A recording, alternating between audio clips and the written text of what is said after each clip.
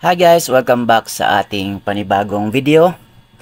So ngayon guys, ang itatry naman natin. So tapos na akong mag-transfer ng from GCash to GoTime Bank. So ngayon is baliktarin naman natin from GoTime Bank papunta sa ating GCash account. So ngayon guys, ang gagawin natin, punta na tayo agad sa GoTime Bank. GoTime Bank.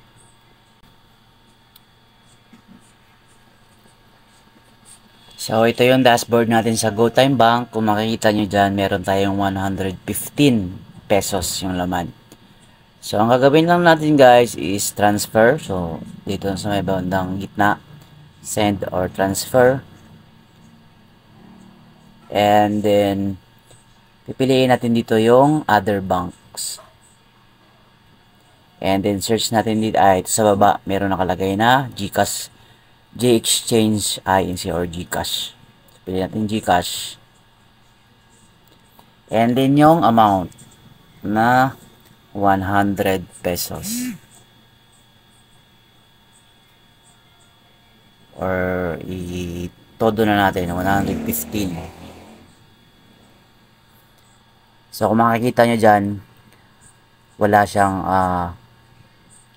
transaction fee. Nakalagay dito sa may bandang right side na free siya. So, click lang natin next. And then, syempre guys, dito ilagay nyo yung account number nyo sa GCash, account name.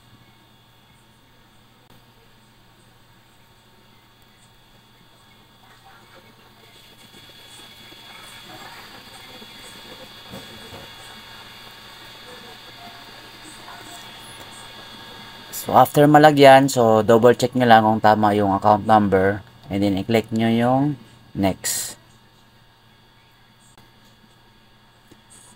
So, what this transfer for? So,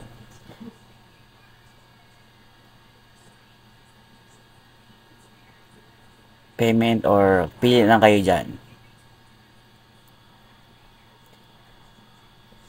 And then, click natin yung transfer. Makikita nyo guys, transferred na siya. Transferred to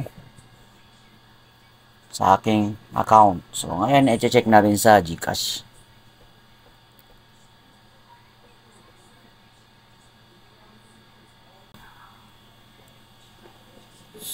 Ito yung GCash natin. So, tingnan natin sa inbox.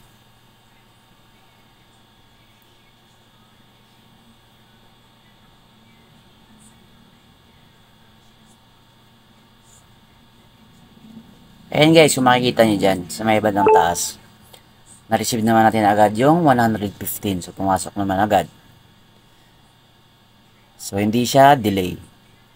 So, ayun lang guys. Thank you for watching.